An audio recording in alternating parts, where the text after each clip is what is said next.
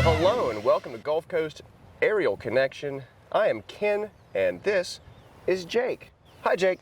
Hi, Ken. How you doing, man? I'm well. Thanks for having me out. Nice to see you too. Hey, I hope we have a lot more of these. I think we do. We got a lot to talk about. We Both sure do. Aviation nerds, so I think we have a lot like passions. So we could go for hours. I think. We could, and we might. We'll see. We'll spare them today.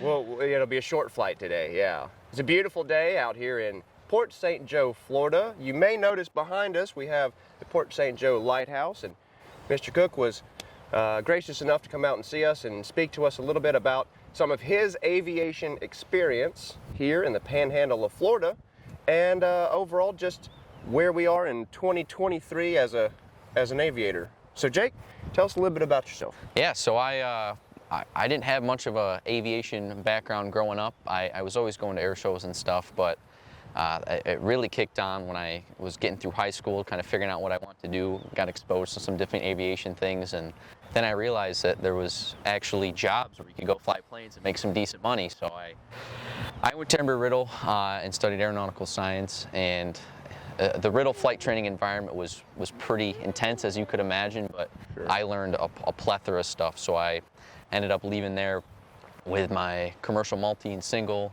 CFI, CFII, and I actually went and was able to train and do my CFI training outside of Riddle, which was super powerful because I got to go actually fly up in upstate New York, which was a little bit different of a scene, getting away from the oceans and the shorelines and the flat Florida lands, get out to do some mountain flying, a little bit more remote, not as many airports, just get a different exposure, which was really good for me. But the issue was I got my ratings at the wrong time, right at the start of the pandemic, unfortunately. So that kind of crushed my flight instructor job career, which was going to parlay into an airline career. Mm-hmm. Which, looking back, thankfully, it didn't happen, to be honest with you. Because all I was exposed to at college was airline was the only route that I could take with my flight ratings. I had no idea you could go out, fly Hurricanes, you could fly drones, you can go fly charters, you can go move medical supplies. There's so many different things you could do out there, and I learn about a new opportunity every single day. So I found myself flying drones and kind of a hybrid of manned aviation right now, which is super exciting. Kind of, you said, found ourselves in 2023 here now, which is, in my opinion, and I'm only 24 years old. I don't have a ton of experience or things to go off in the past, but it seems like a pretty crucial, pivotal time in the industry with eVTOLs coming out. We're kind of going into, are we going to remote pilot, kind of evolutioning to maybe single pilot? You're kind of seeing that in that smaller scale aviation. So it's a super exciting time, and I'm pumped to be in the industry. Learn something new every day. It is. Outstanding. Outstanding. Now, so tell us, when did you get your CFII? What year was that? That would have been April. I think I got it like April 2nd of 2022, which my goal and my whole plan was to go and instruct right at Embry-Riddle. But to work at Embry-Riddle, if you get your CFI certificates outside of their program, you have to have your CFII as well before they even let you start. So okay. I got it April 2nd. They closed April 1st, which was just bad timing, but everything happens for a reason, is what I've come to find out. So I put in just a ton of applications. I was willing to go anywhere in the U.S., anywhere in the world. I just wanted to flight instruct. So it was just fly bad. For food. It got down to that point, but I ended up actually going and working at an Italian restaurant making minimum wage, which was a good character builder, honestly. Kind of knocked me back down to where I belong. So good. It builds character. Yeah. Absolutely. Kind of going in, customer service job. I left a great school, what I thought, and had all these ratings, and got knocked down the rungs to go work and serve food. So it was a good experience, though. Got to go back and hang out with my family as well. If you're a pilot who hasn't worked in the food service industry, then you will. You're going to. It's going to happen. All of us do it. I think everyone should work food service or some sort of customer service, so you can be on the other side of the counter, so you can appreciate when you go to get that service. Absolutely. So you've had your CFII. You're working in kind of this hybrid, as you mentioned, a hybrid of manned aviation and some unmanned aviation. With this going on, where do you see the industry going in the next few years? I mean, is that something that you're already kind of leaning in that direction, or how do you feel there? I got some decent exposure to realizing that the industry was going to turn. I got a scholarship senior year of college, and I got to go out and hang out with all these. It was pretty privileged, but I got to go out and hang out with all these private jet owners that were flying for themselves to move themselves. They're CEOs of companies, and there was like Bombardier would be out there, and I remember listening to all these the talks that they would come out and have, and the big thing was, how can we mitigate risk to single pilot operations? Because they wanted to get 2 pilots out of the cockpit, because the CEOs didn't want to bring along Joe Schmo and have to pay them whatever their rate would have been. They wanted to get in themselves and go. And then they were also saying, eventually you're not even going to be in there, which is where it's going to go. I mean, you know that better than anyone. To what scale is that going to happen in the next 5 to 10 years?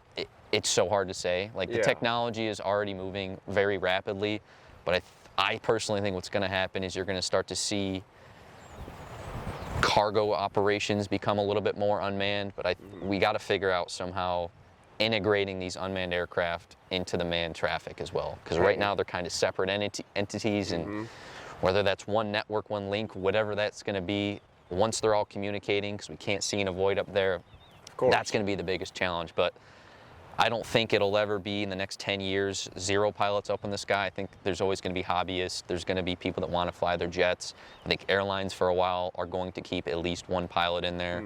But at some point, it'll be a remotely piloted aircraft totally. I mean, they're already capable of flying themselves. They do today, from taxi to shutdown. Oh, yeah. All the way. The systems being used on commercial airlines are incredible.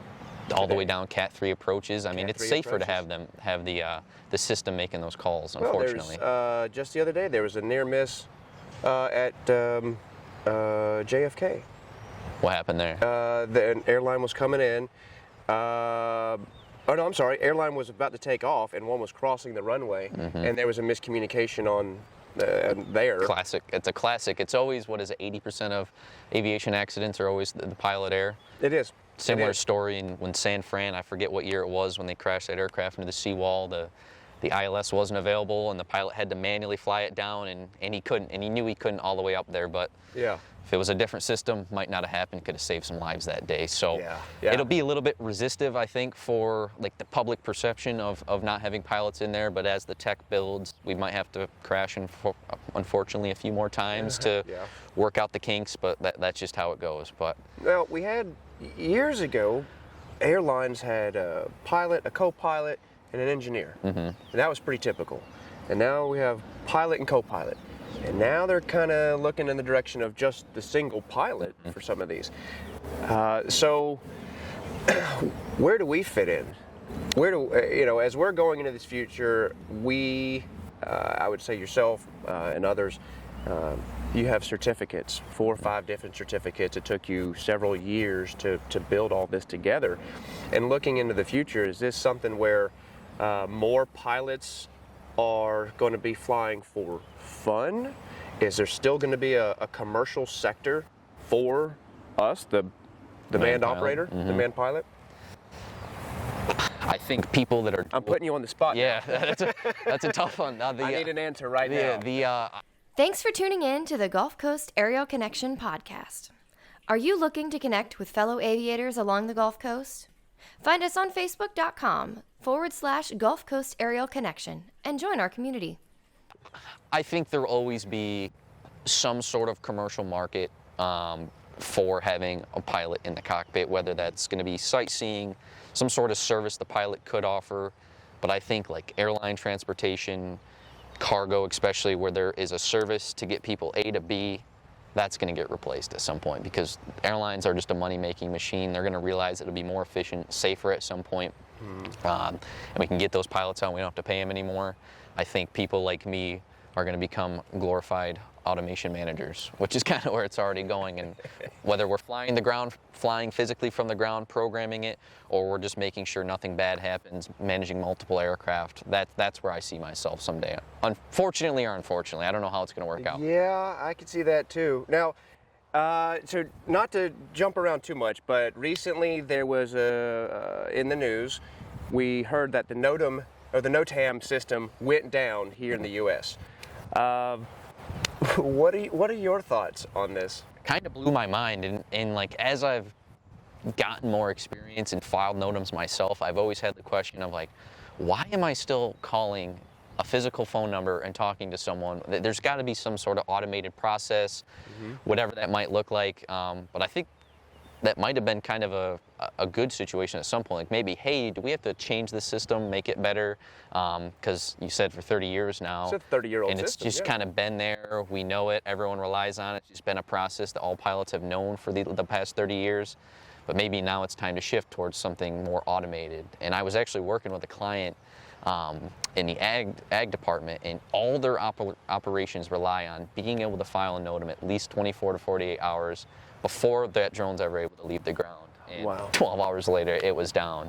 And I was thinking, like, what if something ever happened and you couldn't file that NOTAM? It feels inefficient, especially if you're doing multiple ops in a day in a row. You have to plan your NOTAMs. Like, there's got to be something more efficient. So I think once, and again, if it's drones, all aircraft are on a common network, and there is some sort of link network where we're all aware of each other's operations, they might develop something a little bit more automated, easier to digest, because I don't know when the last time you looked at airspace NOTAMs were.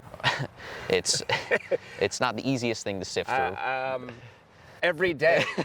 Every day I look at NOTAMs. You don't look at NOTAMs every single day, Jake? That's the first thing I do when I wake up. Yeah, oh, absolutely. As a career pilot, that's what I do.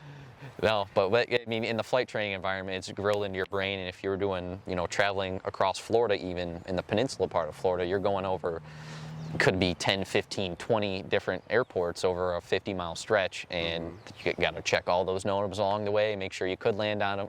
Sure. So I don't know what the answer is. I just know there's a problem.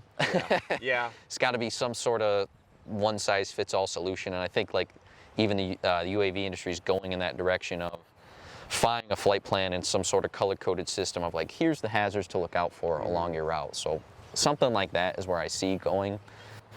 Again, I don't have the answer, unfortunately. Hey, that's okay. I'm sure we'll all find out very soon. People a lot smarter than you and I are figuring that out right now. Yeah, much smarter than us. A team of them, I'm sure.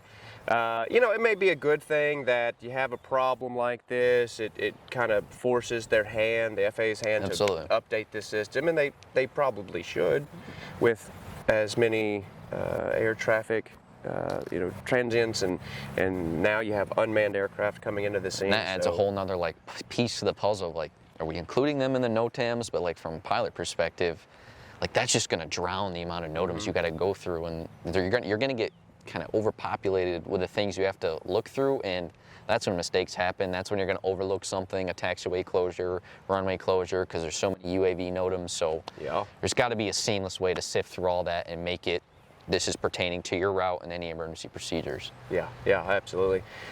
Hey, we're all awaiting these systems. I'm sure it'll make all of our jobs a little easier too. That's the idea. That's a little less stress. CFII's job, right? Make it a little bit more efficient and and place that technology. That's what they're charged with, to make it safer. Absolutely. Make it safer. So, okay, well, I'll tell you what, we got just a couple more questions, and then we'll let you run. We appreciate you coming by with us. So before you get out of here, what is your favorite flight movie?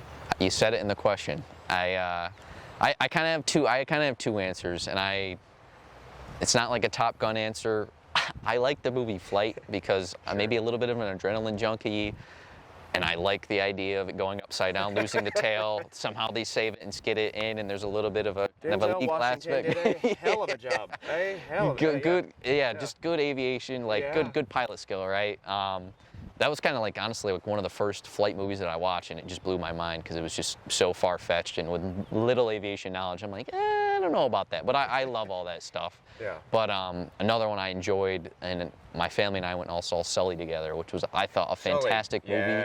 And that really exposed me to aviation as well. But the thing I admired most about that, acting aside, was, and I always try to carry this within myself when I am flying, is when the emergency did happen, how like calm they were. And I don't know if it was truly that calm. It was probably pretty close because they tried to portray it as close they could, but they took a second, tried to evaluate all options. He relied on his co-pilot, and I always try to keep that in my mind of like, calm down, look around for a second, then make a decision, but use the people around you. Yeah, crew resource management. I mean, that's huge. CRM, you got to have that. I mean, it kept all those people alive. Absolutely. That was good.